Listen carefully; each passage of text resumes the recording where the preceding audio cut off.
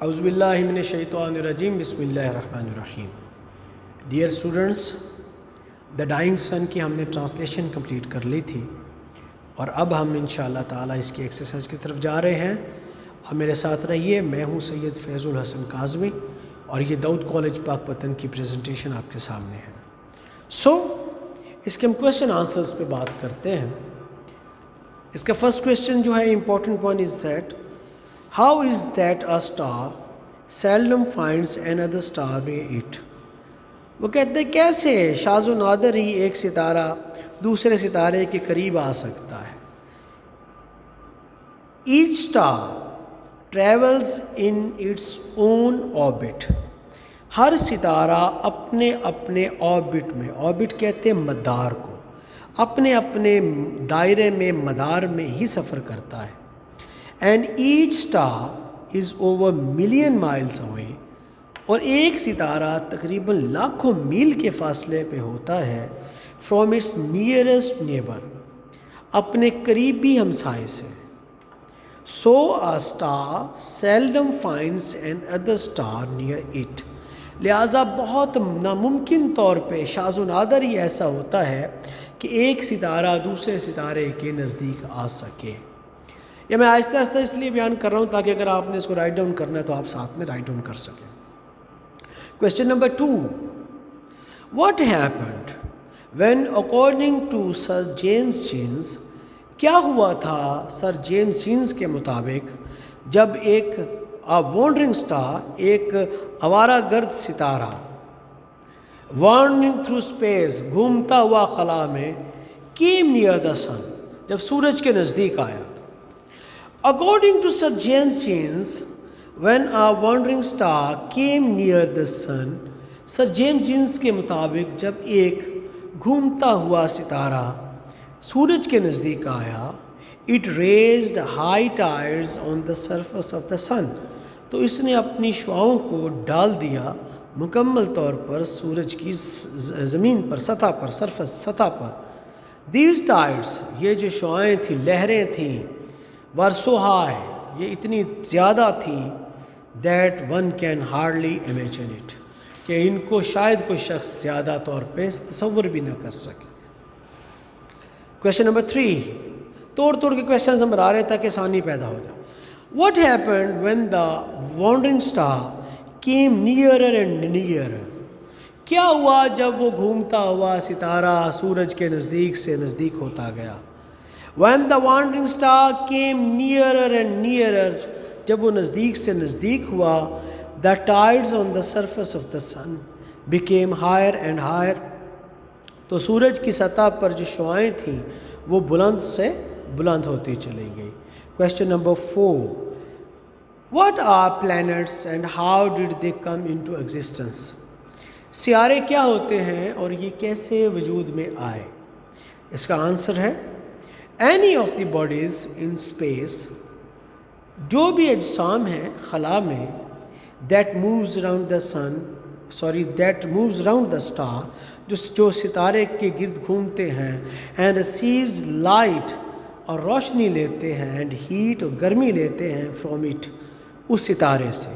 یعنی کوئی بھی ستارہ جو ہے جو روشنی دے رہا ہے، گرمی دے رہا ہے، اس کے گرد جو بھی اجسام گھوم رہے ہیں، ٹریول کر رہے ہیں اور اس سے گرمی اور لائٹ لے رہے ہیں، they are called planets، انہیں ہم planets کہیں گے. when a wandering star came near the sun، جب ایک آوارہ گرد آوارگی کرنے والا ستارہ سورج کے نزدیک آیا، it raised huge tides on the surface of the sun، اور اس نے ڈال دیں اپنی تیز لہریں سورج کی سطح پر. اس tidal pull became so powerful، کہ اس کی جو وہ کھچاؤ تھا لہروں کا وہ اتنا طاقتور ہو گیا that this mountain، کہ وہاں there became a mountain، وہاں پر ایک پہاڑی بن گئی. and this mountain was torn to pieces، اور یہ پہاڑی ٹکڑوں میں تقسیم ہو گئی. we started revolving around the sun، جو سورج کے گرد چکر کاٹنے لگ گئے. in this way planets came into existence، اس طرح سیارے وجود میں آ گئے. Question number 5. Why is there no life on the stars? ستاروں پر زندگی کیوں نہیں ہوتی ہے؟ Answer: the stars are a collection of fires. ستارے تو آگ کا مجموعہ ہوتے ہیں. There is no life on the stars. ستاروں پر زندگی نہیں ہوتی ہے because they are too hot for life to appear on them. کہ وہ اتنے گرم ہوتے ہیں کہ زندگی ان پر نہیں ہو سکتی پیدا، زندگی ان پر نہیں ظاہر ہو سکتی. کویشچن نمبر 6 ہے جی، write a note on the beginning of life on the earth. زمین پر زندگی کی ابتدا کے بارے میں کوئی نوٹ لکھیے. آنسر ہم اس کو شارٹ کر رہے ہیں. The life on the earth started in simple organisms. اس چھوٹے چھوٹے اجسام میں یہ جو ہے زندگی زمین پر شروع ہوئی. They are able to reproduce them cells before dying. وہ مرنے سے پہلے اپنے آپ کو پھر سے پیدا کرنے کی صلاحیت رکھتے تھے. Question number 7، why is the universe of which our earth is a part so frightening. یہ جو کائنات ہے جس کے اندر ہماری زمین بھی ہے وہ اتنی ڈرا دینے والی کیوں ہے؟ The universe is so frightening because of its immense distances.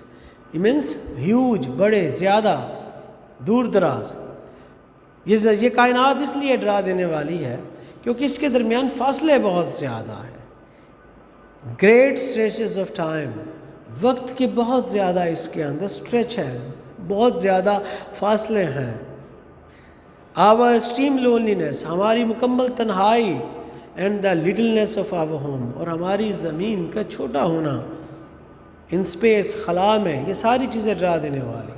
More over we do not find any sign of life anywhere except on our ارتھ.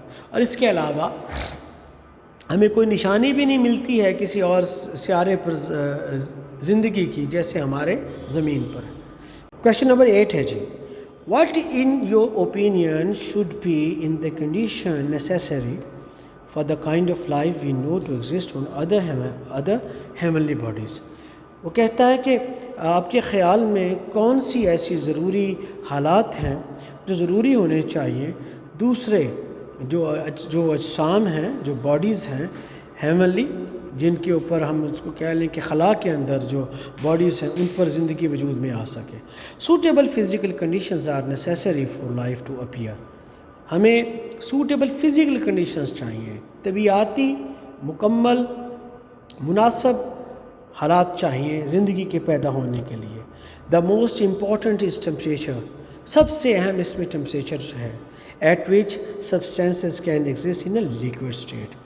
اتنا ٹیمپریچر ہو کہ جس پر جو مادہ ہے وہ لیکوڈ اسٹیٹ میں رہ سکے، مایع کے طور پہ رہ سکے. لیکن جی یہ 8 کویشچنز تھے جن کو ہم نے آپ کے سامنے بیان بھی کر دیا، اور آپ کے مکمل لیکچر کی ٹرانسلیشن کے بعد 8 کویشچنز کر دیے، اور سنونیمز کو ہم نے کوشش کی ساتھ ساتھ آپ کو بتاتے جائیں. اگر اس میں کہیں بھی کوئی چیز سمجھ نہ آئے تو آپ میسج کر دیجئے، انشاءاللہ ہم اس کو رپلائی کریں گے. اللہ تعالیٰ ہمیں علم نافع عطا فرمائے. السلام علیکم ورحمۃ اللہ وبرکاتہ.